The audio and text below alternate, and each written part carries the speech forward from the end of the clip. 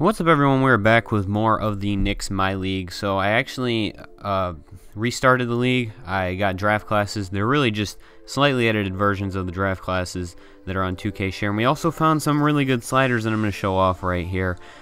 So that is that. We restarted the league, so the first game was basically from a league that does not exist anymore.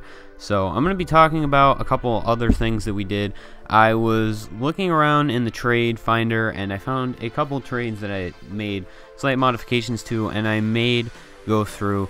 So the first one is going to be Patrick Beverley. We're going to acquire Patrick Beverley for Derek Williams, Jose Calderon, and we're also going to get KJ McDaniels in the deal. I'll talk about these deals a little bit later.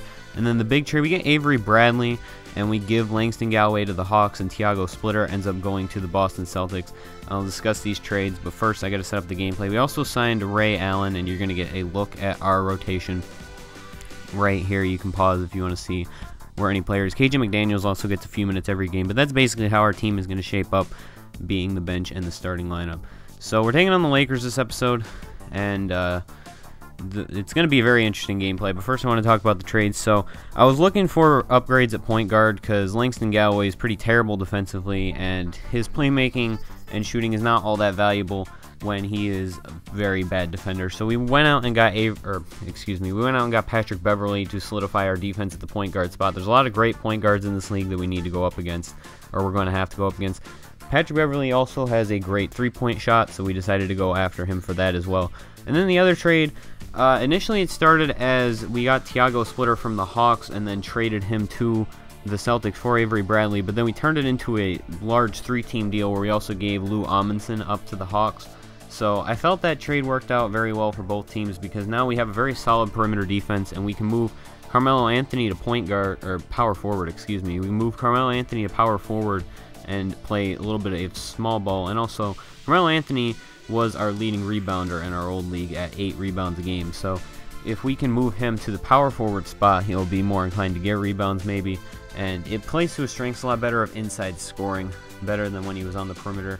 And it also just makes our perimeter defense better overall because now we can move Aaron Aflalo to the other spot that Avery Bradley's not guarding. So, and then Ray Allen was just for bench depth after we traded away Derek Williams. We needed a starting small, or backup small forward. So we are going to talk about the game now. We are down a few points here, but Avery Bradley hits a good. This is a really back and forth game, and I really like these sliders. I think I'm going to make a couple minor changes to them because there were a lot of steals this game on both sides, and I thought that was a little ridiculous, some of the passes that they bat down. But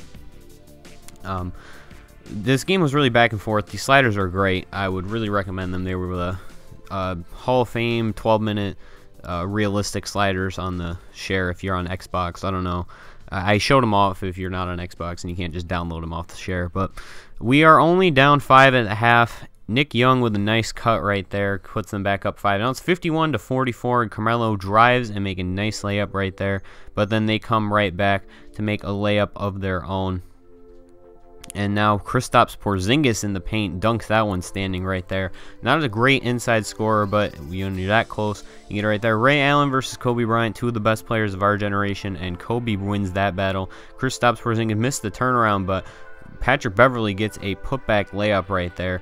And then a deflected pass out of bounds. Kobe Bryant picks it up, but Carmelo Anthony gets it, passes over to Porzingis, stops and pops for 3, and that's good. It's a 2-point game now. The Lakers up 57-55, and then we exchange free throws. A pull-up jumper right there by Lou Williams who put them back up 4. But Ray Allen doing what he's done his whole career, hitting another 3. He's playing small forward pretty much for us. And a little bit of shooting guard in the rotation, but other than that, I've been really using Sasha Vujacic because I like his shooting a lot too. So our bench is really about scoring. There's not a lot of great defense right there. KJ McDaniels plays, I think, 10 minutes a game, and he plays solid defense, but that's about it. 66-63 after 3 quarters, and we are now down 9. It was a very bad sequence of defense right there, but we go on a great sequence of defensive play right here where we didn't give up. Where the only scoring for 2 minutes from 9.5 minutes to 7.5 minutes was a pair of free throws. At some point, I believe it was this quarter or last quarter, but we're down 8 now with 5.5 minutes left, and Kobe Bryant makes that pull-up jumper right there. Trying to get something going now. Robin Lopez, no one in front of him. He's going to dunk that one home with one hand. And now it is an 80-72 game. But Roy Hibbert backdoor is open. It's 10 points again. And then Kobe Bryant makes it 12 right there, making some moves to get around the defense. And in the paint, a block right there. Patrick Beverley picks it up. He's pushing it up the court. Carmelo goes in, and he scores over the top of Kobe Bryant. And now they made 1 out of 2 free throws right there. So Carmelo comes in and makes it a 9-point game. And then the jumper right there makes it a 7-point game. We also hit a pair of free throws, but Kobe came right back with this pull-up jumper right there. Down 7, Melo makes another jump shot, really coming through in the clutch for us despite a 2 of 10 start to the game. He is getting some points, and now Aaron Aflalo makes it a 3-point game, 89-86. Less than a minute left, and Aaron Aflalo is going to lay that one up on the fast break. It's a 1-point game now, but they would come back with Roy Hibbert, who makes a layup right there. Then we had to intentionally foul. We missed the shot, but Robin Lopez picks that up. Kobe Bryant would make the first of his free throws up at the line, but then he misses the second. Rebounded Carmelo Anthony. That's not going to get him a play on offense. Passed over to Aaron Aflalo at the three-point line. Steps up a little bit, takes a shot, and it's good. 6.1 seconds left, and it is a 1-point game. We would intentionally foul Kobe Bryant. He's at the line, and he would miss the first free throw in and out of the basket.